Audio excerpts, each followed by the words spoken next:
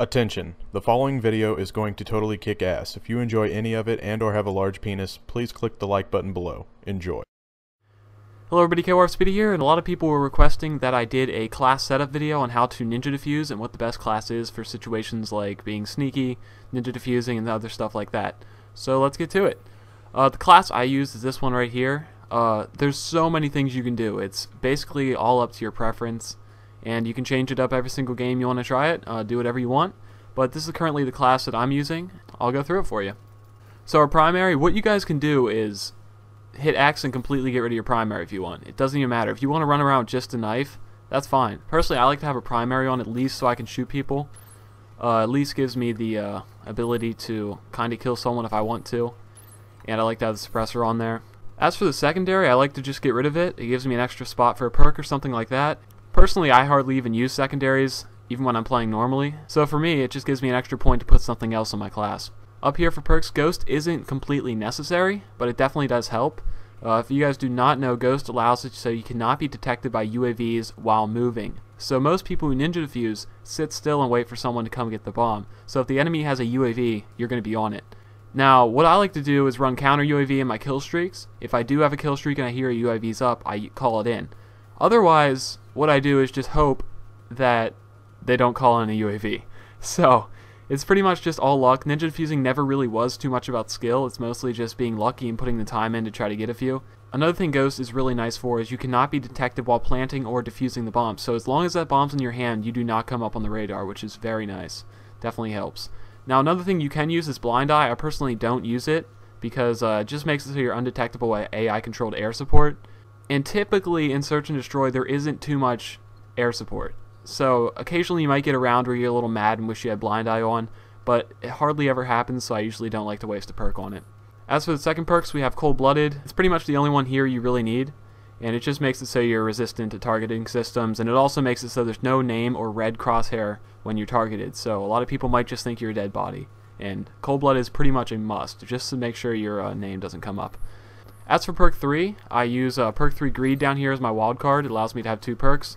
And I like to use Extreme Conditioning, and I also like to use Dead Silence. I use Extreme Conditioning so I can get to my spot faster, and Dead Silence makes it so that you move silently. It's not necessarily 100% needed, but it definitely helps. Not everyone has a headset on, they're paying 100% attention to the game, but usually I have some pretty big tryhards out there that are definitely listening in, and if you make some noises, they're going to kill you, so it's definitely nice to have these.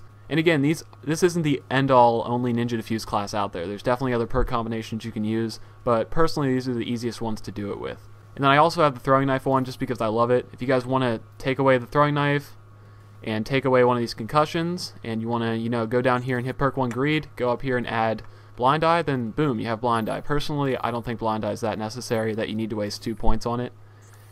And that's just my thought.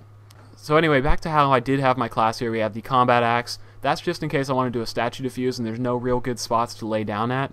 A lot of people's questions were based around how I hid. So what I do is I just use a concussion grenade and I hold it in my hand. What it does is it pretty much pushes your arms back against your body and puts your head down the slightest bit, and it makes it look like you're sort of dead because I'll put a clip up on the screen here of me doing that, and then I'll put a clip of me on the screen YYing. If you guys don't know, YYing allows you to make your player look dead in other games, but in this game it makes you look like a flailing platypus, so you definitely don't want to do that. And the reason why I have 2 of them on here is because if I accidentally throw one, I still will have one. Now, what you can do is just remove it and say you want an extra attachment here, you want a secondary, that's fine. But what I definitely don't recommend doing is putting something like a small on because this thing will stick up off your back like crazy. So you definitely don't want to do that.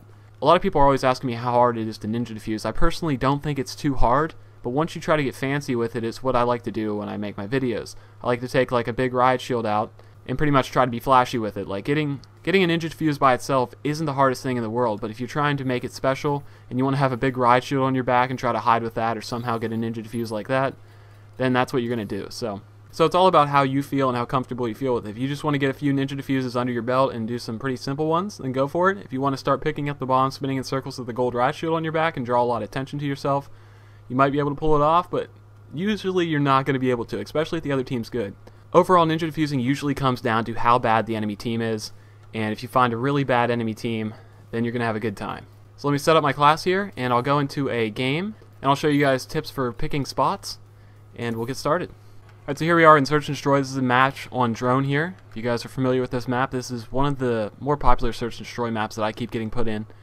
And this map is a really good spot in terms of stuff to hide in. So what you're going to see here is we have some grass, we have some ferns and stuff like that. You can just crawl in here, and what you want to do is try to get into the grass as much as you want. When you're ninja diffusing grass as your friend, just hold in LB or whatever button is the equivalent on PS3, and there you go. You're pretty much sort of hidden. You're kind of moving a little bit. I'll show it in theater, and it does a very good job at hiding you. Now another technique you can use, so let me throw that guy. You can try to find a spot that suits statue diffusing. Now what statue diffusing is, I personally am not the biggest fan of statue diffusing, but some people do like it. Basically, you just find a good spot. This isn't the best spot for it, obviously, but what you do is just hold in your throwing knife, look up, and turn your volume up so you can hear when they plant it, and it kind of like hide you against the wall, and for some reason people don't see you. It never made sense to me, but they don't see you. Another method you can do is YYing, and as you're going to see in theater here, I'm in that exact same spot, but this time it's not looking like I'm dead. In MW3 this would make me appear dead, but in this game it does not feign death, and ultimately it's just going to get you killed if you're an idiot and try to do this. So hopefully you guys learned a little bit from this video. You definitely don't want to do what you're seeing on the screen right now. That is not going to keep you alive. So yeah, definitely don't do that. So thank you guys for watching. Have a great day. Take care, guys.